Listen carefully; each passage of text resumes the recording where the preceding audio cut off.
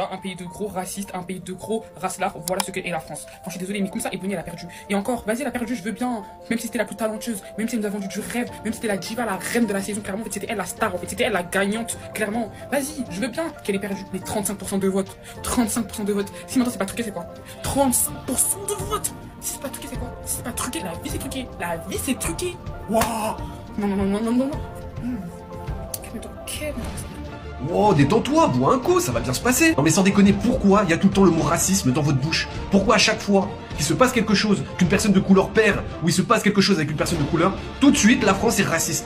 Pourquoi vous avez que ça dans la bouche? C'est la question que je me pose aussi. Le racisme est devenu ces dernières années un terme récurrent dans les médias et sur les réseaux sociaux. Il se passe quasiment pas une semaine sans nouvelles polémiques autour des questions raciales. T'étais différent. Commençons par définir les termes. Selon Rokhaya Diallo et l'illustre Gilles Verdez, Il ne peut pas y avoir de racisme anti-blanc. le racisme anti-blanc n'existe pas. Petite analyse succincte. Pour Rokhaya Diallo, le racisme résulte d'un rapport dominant-dominé. Le racisme, c'est une histoire d'oppression qui a des conséquences aujourd'hui. Être noir en France, ça veut dire être potentiellement victime de violences policières, être arabe aussi d'ailleurs, être possiblement agressé, insulté, etc. Et ferme ta gueule, seul. C'est en gros le mépris d'une race que l'on juge inférieure. L'Européen est tellement supérieur. Dans leur fantasme, le blanc est de façon systémique et systématique le dominant, l'oppresseur et le noir opprimé le dominé. Cherchez pas à comprendre, tout est manichéen dans leur idéologie, sans nuance. Il y a les gentils d'un côté et les méchants de l'autre, et bien entendu, le méchant c'est toujours le blanc. Nous aussi on est des gentils, on n'aime pas les méchants. Pour elle, le racisme anti-blanc n'existe pas, car le noir étant le dominé, il ne peut pas mépriser le blanc, dominant, car le mépris ne s'exerce que dans un sens dominant vers dominé. Voilà. En revanche, elle reconnaît volontiers qu'il existe de la haine envers les blancs. Le racisme anti-blanc dont il a été beaucoup question récemment, une réalité disent certains Français, une ineptie, dites-vous.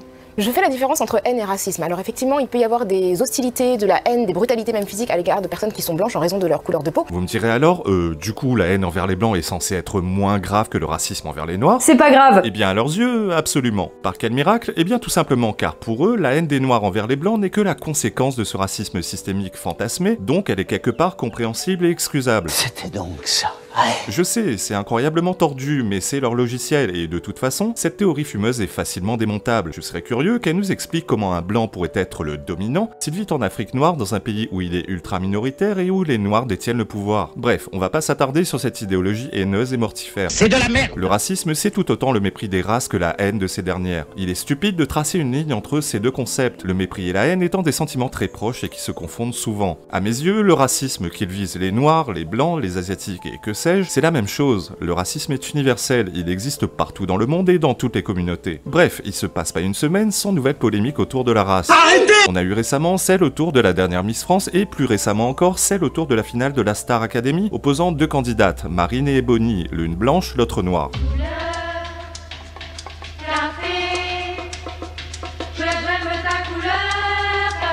Déjà, la première chose que je me demande, c'est pourquoi cette émission existe encore, ou du moins pourquoi elle a repris en 2022. Le principe de l'émission est de faire des participants des stars, comme son nom l'indique. La vie privée des étoiles. À part Jennifer, Nolwenn Leroy, Elodie Frégé et Grégory Lemarchal, soit les 4 premières saisons entre 2001 et 2004, vous seriez capable de me citer un seul candidat qui a percé grâce à la Starac? Non. Cette émission sert à rien. Aussitôt une saison terminée, les vainqueurs retombent tous dans l'anonymat le plus total et c'est pas bien surprenant. Je suis un agitateur, un provocateur, un animal, my name is Jean-Pascal. On fait pas carrière dans la chanson parce qu'on chante bien, mais parce qu'on a de bonnes chansons, parce qu'on a quelque chose à proposer. J'ai descendu dans mon jardin. J'ai descendu dans mon jardin. Bref, revenons à notre sujet. Les passions se déchaînent avec cette finale opposant les deux jeunes femmes et ayant vu la victoire de Marine, la jeune fille blanche. Nique ta mère. J'ai pas vraiment suivi cette affaire car elle ne m'intéresse pas, mais apparemment, les tweets racistes se sont enchaînés de part et d'autre sur X. J'ai pas besoin de partir à la chasse de ces fameux tweets, je connais X sur le bout des doigts. Chaque événement qui met en présence des noirs et des blancs donne systématiquement lieu à un déferlement de tweets, tous plus abjects les uns que les autres, visant les noirs mais également les blancs. C'est complètement bon. Comme je le disais dans une vidéo précédente, le racisme est légion sur X. Ceux qui veulent fermer X, anciennement Twitter d'Elon Musk, sont les mêmes qui ont fait des pétitions pour réclamer la fermeture de C8 et de CNews, les écologistes en figure de proue, Marine Tondelier qui a dit il faut fermer X parce que X relaye des fake news en relayant une elle-même en disant que 40% de la population de Gaza avait été tuée par Tsahal, donc en matière de fake news effectivement elle s'y connaît. Néanmoins, par expérience, je constate que le racisme envers les blancs est bien plus décomplexé et violent que celui visant les noirs. Celui visant les noirs découle plus souvent d'un soupçon répandu, celui que les médias cherchent à nous imposer un agenda multiculturel par tous les moyens.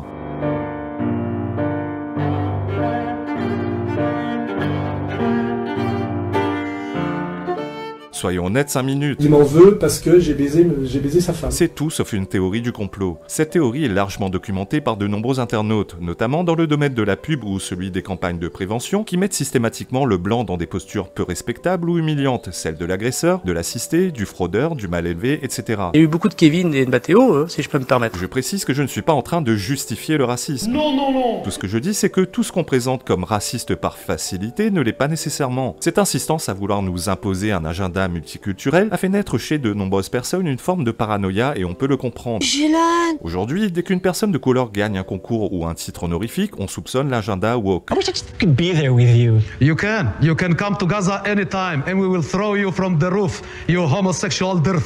Do you hear? Bro wanna throw me a rooftop party. They are so welcoming and inclusive. So shukran. En revanche, le racisme visant les blancs n'est pas de même nature. Comme je le disais précédemment, il est plus violent et plus décomplexé et surtout, il dépasse le cadre des réseaux sociaux. Il s'exprime dans la rue, à la télé, dans la musique. Rappelez-vous de Nick Conrad qui voulait pendre des bébés blancs sans que ça n'émeuve grand monde à part les gens de droite. Je rentre dans des crèches, je tue des bébés blancs, attrapez-les vite et pendez leurs parents. Et vous êtes sérieux? Qu'est-ce qui se passe dans votre tête en fait? Alors, je vais vous expliquer comment j'arrive à écrire ces mots qui sont si durs. Ouais, j'aimerais bien savoir, ouais. Rappelez-vous de Aïssa Maïga qui comptait les noirs au César. C'est plus fort que moi, je peux pas empêcher de compter le nombre de noirs dans la salle. Ouais. Enfin, j'en ai oublié un, c'est Vincent Cassel. C'était toi le Renoir du cinéma français avant la diversité. Je te mets dans le quota, ça te va ou pas? C'est bon? Allez. De Rocaille Diallo qui trouvait qu'il y avait trop de blancs à la France insoumise. Elle m'a un peu ébloui. Oui, certains noirs n'ont que le mot racisme à la bouche. Ce serait pas vous le problème? Pourquoi? Tout simplement parce que la victimisation fonctionne et parce que c'est le meilleur moyen d'éviter de se remettre en question et de faire peser la responsabilité de nos échecs sur les autres. Vous entendez souvent les noirs se plaindre du racisme des maghrébins visant les noirs? Très rarement. Pourtant, il est très présent. La différence, c'est qu'avec les maghrébins, ça ne marche pas. Ils s'en foutent de l'accusation de racisme. Ils ne cherchent même pas à s'en défendre la plupart du temps. Même si l'accusation de racisme semble fonctionner de moins en moins, tout est prétexte à justifier un échec par le racisme. Si Ebony n'a pas gagné, c'est parce que les Français sont racistes. C'était donc ça. Pourtant, on les a pas entendus lorsque Angélique Angamy-Philopon a été sacrée Miss France. Leur mauvaise foi est totale. Lorsqu'un noir remporte un prix, c'est grâce à son talent. Lorsqu'il perd, c'est à cause du racisme. Je connais cette théorie. Oui. C'est tellement facile et pratique de se réfugier derrière l'excuse du racisme. À vrai dire, ça ne date pas d'hier. Je connaissais un Réunionnais au début des années 2010 qui usait et abusait déjà de l'excuse du racisme. Le mec était allé s'installer en métropole et inonder son mur Facebook de preuves du racisme qu'il subissait au quotidien, ou du moins selon lui. Il trouvait pas de taf, c'est à cause du racisme. Il trouvait pas d'appart, encore le racisme. À l'écouter, tout le monde le regardait de travers dans la rue à cause de sa couleur de peau et il se faisait régulièrement insulter dans la rue par des inconnus. Sauf que personne ne le prenait au sérieux. Le mec était schizophrène diagnostiqué et ne prenait plus ses médicaments. Il faut les prendre, hein, sinon comment il veut faire dodo et être en pleine forme? De plus, il est fort possible qu'il suscitait la méfiance voire la peur car le gars était très inquiétant dans son apparence et son comportement. Il faisait peur à tout le monde en gros. Il y a un autre phénomène qui est intéressant à observer. À force d'user et abuser de la carte joker racisme, beaucoup de blancs sont devenus méfiants des noirs. À force de voir des célébrités noires ou arabes cracher sur la France et tomber dans la chouinerie victimaire racialiste, nombreux sont les Français qui soupçonnent les Noirs de cacher leur jeu et d'être mal intentionnés. Je sais, préjuger des intentions de quelqu'un, c'est mal, mais on peut comprendre qu'à force de se faire chier dans la main par des gens qui ne soupçonnaient pas nécessairement à la base, ils aient développé une forme de paranoïa. Prenons l'épisode Teddy Boy RSA par exemple. Je me trompe peut-être, mais je suis persuadé que son agressivité gratuite à mon égard dans sa vidéo de réponse à ma vidéo est partie d'un préjugé. Un mec avec créole dans son pseudo, c'est forcément encore un noir qui va faire son intéressant et qui va chier sur les blancs. On est en France,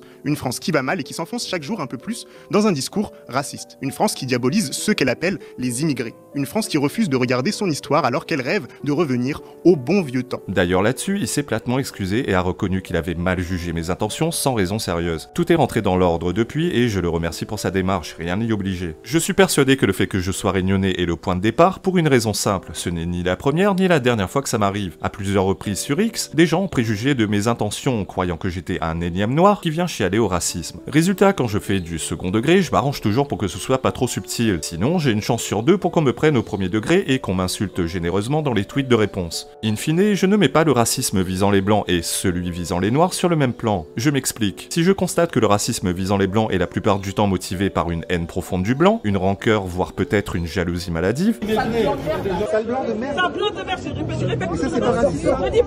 ce qui est traduit par du racisme visant les noirs n'en est pas la plupart du temps. Bien sûr, il existe un véritable racisme envers les Noirs, c'est-à-dire des gens qui détestent ou méprisent les Noirs pour leur seule couleur de peau et indépendamment de ceux qui sont en tant qu'individus. Mais ce que je constate surtout, c'est un ras-le-bol généralisé. Ras-le-bol de voir les Noirs se cacher systématiquement derrière le racisme supposé des Français, ras-le-bol de les voir cracher sur la France, sur les Français, sur les Blancs, ras-le-bol de les voir se servir de l'antiracisme comme cheval de Troie pour cacher leur propre racisme. Cette bataille pour la dignité, venait de beaufs, elle venait de petits blancs. D'ailleurs, sans surprise, SOS Racisme s'est emparé de l'affaire La Starac. Mais comme on s'y attendait, seul le racisme visant la candidate guadeloupéenne les intéresse, alors que les médias sont pourtant unanimes pour dire qu'il y a eu des propos scandaleux des deux côtés. Ce soi-disant racisme n'en est pas, c'est un phénomène de causalité. À force qu'on leur chie dans la main, de nombreux Français ont développé une méfiance naturelle envers les Noirs. Et encore une fois, je ne justifie pas cette méfiance, mais je l'explique. Chat échaudé craint l'eau froide, comme on dit. Même moi, il m'arrive quand je vois un Noir à la télé de me dire intérieurement à quel moment on va avoir droit à la pleurniche victimaire, et une fois sur deux, on y a effectivement droit. C'est un cercle vicieux, car plus les Noirs chieront à tort sur les Blancs, plus ces derniers prendront tout doucement le chemin du racisme, jusqu'au jour où ils essentialiseront systématiquement les Noirs et les Arabes. Plus on leur dira qu'ils sont racistes, plus ils ont des chances de le devenir. C'est logique, plus tu traites un mec de connard, plus il y a des chances qu'il te déteste. C'est logique. Quelque chose a changé dans notre société. Les questions raciales n'ont jamais eu autant d'importance dans les débats d'aujourd'hui, et c'est triste. Franchement, c'est triste.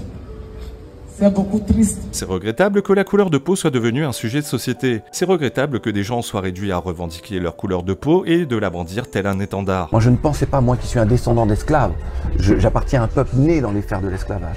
Je ne pensais pas qu'un jour je devrais être confronté à des négriers. What? C'est triste que des gens soient réduits à ne se définir que par leur couleur de peau. À qui la faute alors? En ce qui me concerne, je tiens pour principaux responsables les associations prétendument antiracistes qui n'ont de cesse de jeter de l'huile sur le feu et de monter les gens les uns contre les autres en voyant du racisme partout et surtout là où il n'y en a pas. La faute au cynisme de politiciens comme la France Insoumise qui instrumentalisent le racisme et l'islamophobie par cynisme pour conflictualiser la société française et la fracturer dans un but purement électoral. La faute aux médias mainstream qui ont une forme de tolérance coupable envers certaines formes de racisme et qui jouent le jeu de la victimisation des Noirs et des Arabes. La faute à la justice qui ferme les yeux quand des Français sont assassinés et qui ne retient pas le motif racisme même quand de nombreux témoins déclarent avoir entendu des propos anti-blancs. Et surtout, la faute aux gens malveillants qui en profitent pour cracher leur haine de tout ce qui fait la France éternelle. Bref, j'ai peu d'espoir que les choses aillent en s'améliorant.